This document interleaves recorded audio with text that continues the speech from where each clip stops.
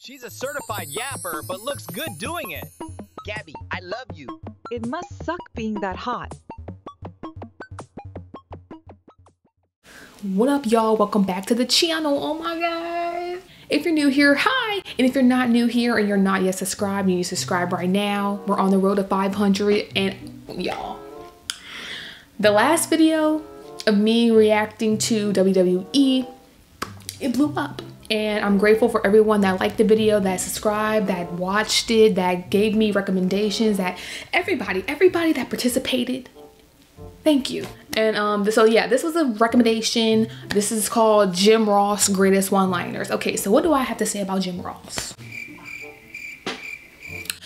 I think all the commentators back then, Taz, Michael Cole, Jerry the King Lawler, he was something.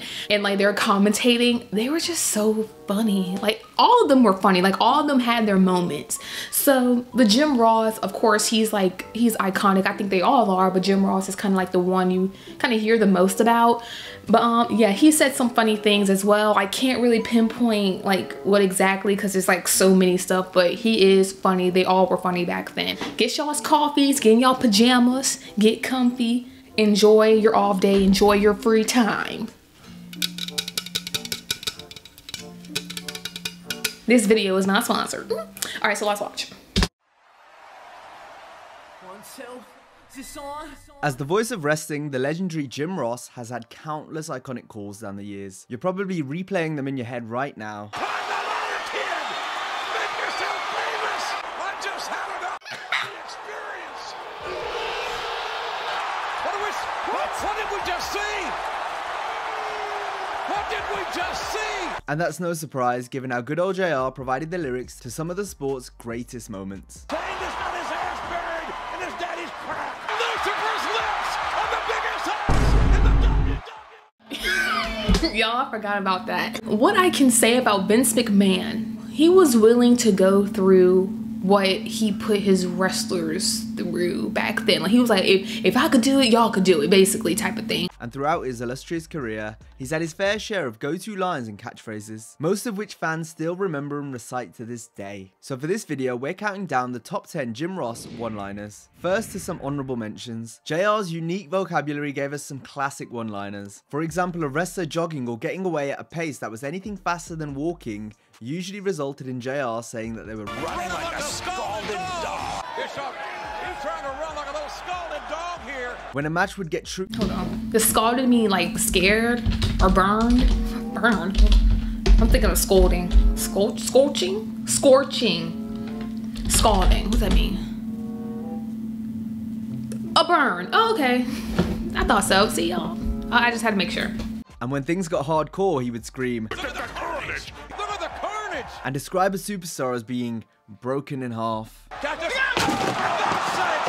Cactus has broken in half! The poor son of a... He's broken in half!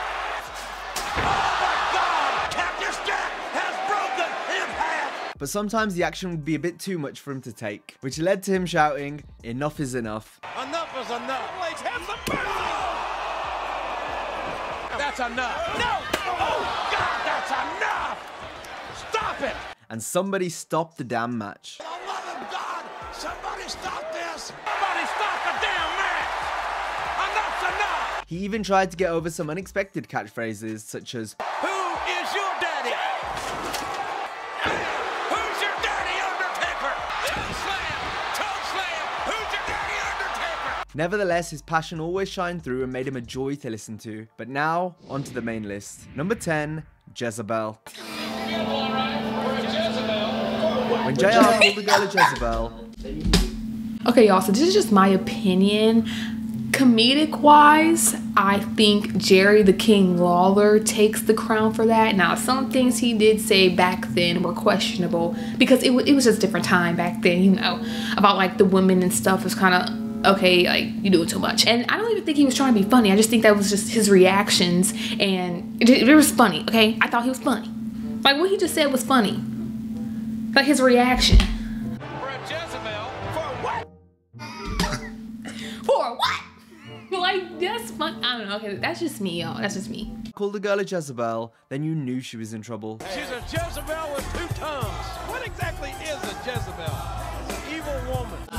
See, like that's what exactly is a Jezebel? Like that's funny. Okay, whatever. That, or she was a conniving heel that constantly did things Jim didn't like or agree with. That Jezebel has no right to be in the ring. But once they eventually got their consequence, JR would feel vindicated. Oh, what a toe slam on the Jezebel. With Stephanie McMahon and Tori being on the receiving end of this insult the most. And there's Tori, that Jezebel. I didn't say she wasn't beautiful. I didn't say she wasn't sexy. She's a Jezebel. Number 9, tougher than a $2 steak. Reigns is the classic tougher than a $2 steak, let me tell you. One of JR's most self-explanatory descriptions would be when a wrestler was said to be tougher than a $2 steak. Bam! Listen, Barrett's tougher than a $2 steak. That's an image which is easy to imagine. Plus the line itself has that signature JR charm. He's tougher than a $2 steak, no doubt about it. Tougher than a $2 steak is Sheamus. While also making for a funny t-shirt. What is concerning though is that the fact that $2 steaks, or better yet even $1 steaks, actually exist. Tougher than a $2 steak. Number 8, government mule. Shawn Michaels getting whipped like a government mule. Being whipped like a government mule was JR's way of saying someone was getting their ass kicked. He just whipped this Shaw's ass like a government mule. You're a damn fool. The king beats you like a government mule. Usually the wrestler in question would be taking a one-sided beating. Whipping Jericho like a government mule. This is without question one of Jim's most used and therefore most quotable lines. However, the backstory of the phrase is actually quite interesting, as slaves who were freed would be promised 40 acres of land and a mule. Although, the quality of the land would typically be quite poor, and the slaves would take out their frustration on the mule that the government had also provided them. Now Ron getting whipped now like that government mule we talked about. How many mules does the government own? Number 7, don't do it. Don't do it, Jeff! Don't do it! JR was such a good announcer that he could make a relatively simple line mean so much. There's people in there! And this would be the case anytime he said, don't do it. Please, man, don't do it! No, don't do it! Think of your family, man! No! This resonated with the viewers since we as fans would usually be thinking the same thing. No, for God's sake, don't do it! Oh, for the love of God! The wrestlers, however, pretty much never took Jim's advice. Don't do that! Don't do it, damn it! Just don't do it! Reach in your heart, don't do it! My God, he did it!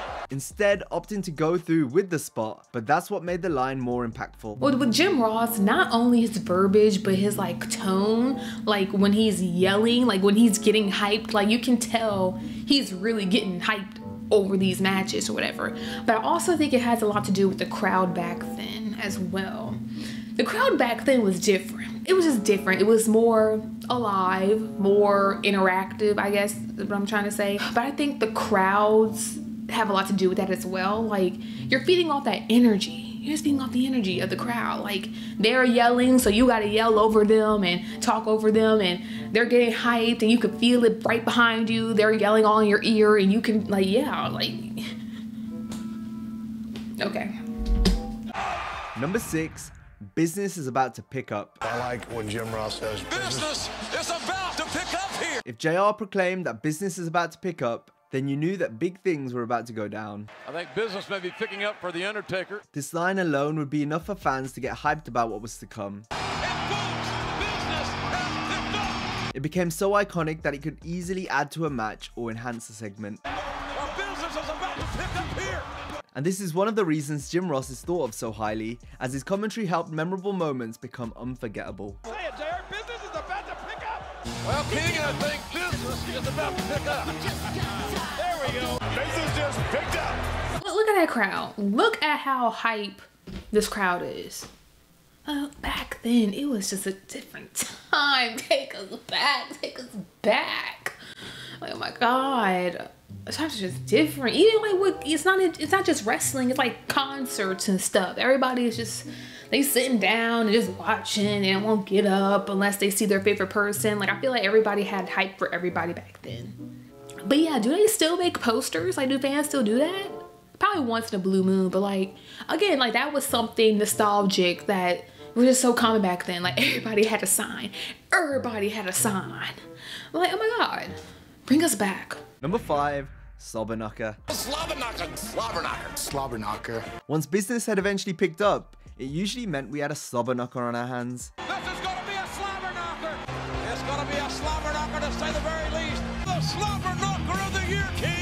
slobber knocker proved to be the perfect description for a big match that was to come, or for a great match that had just taken place. Back in Oklahoma, Bobby, we call a match like this a slobber knocker.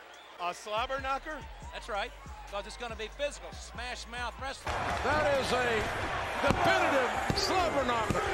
Well, that's a damn slobber knocker, isn't it, JR? Number 4, God Almighty. Good God Almighty. He got God! He did! Good God Almighty! Whenever JR said the phrase God Almighty, you knew we had just witnessed something epic or shocking.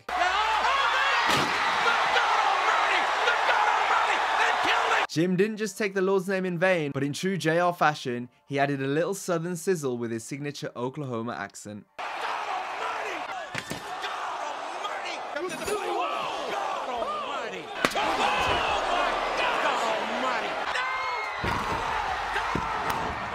Number 3, Stone Cold.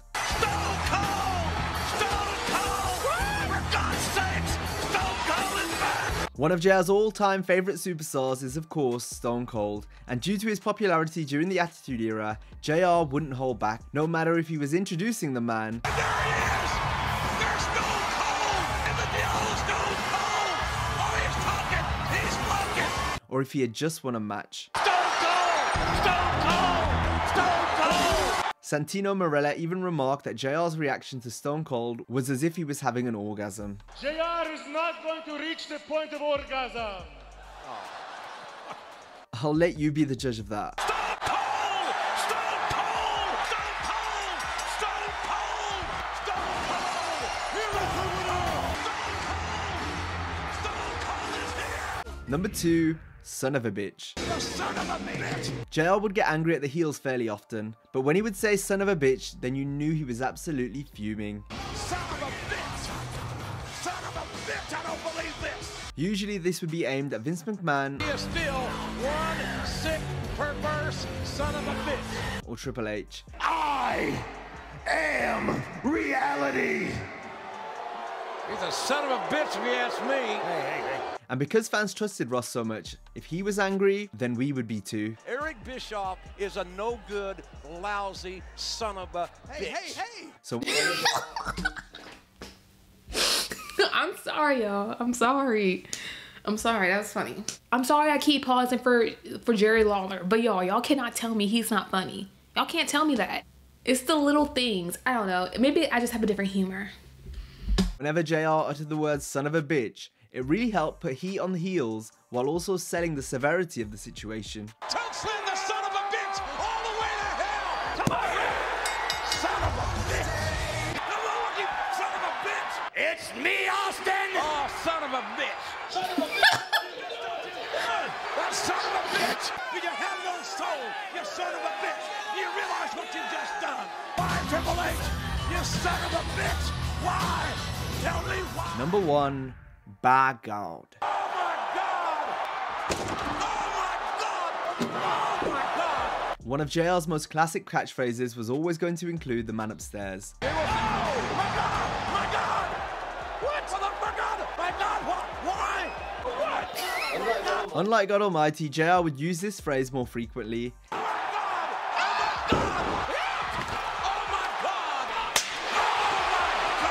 and almost anyone doing a Jim Ross impression will be sure to utter a by God or two.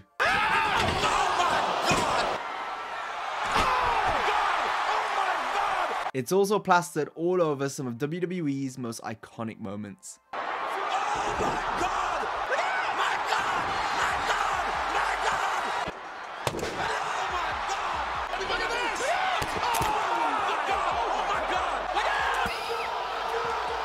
Alright y'all, so what is y'all's favorite Jim Ross like one-liner or quote? It doesn't even have to be from this video, just something you just remember him saying. But yeah, thank you all for watching. If you have more recommendations, please put them down below. Please comment, whatever. We're on the road to 500. We're almost there. Thank you everyone for watching, for being here and just interacting, and just thank you. Just thank you. Like, oh my God. Watch the last video if y'all haven't, and if you're not following my socials, my TikTok and my Instagram are down below. Thank you. Bye.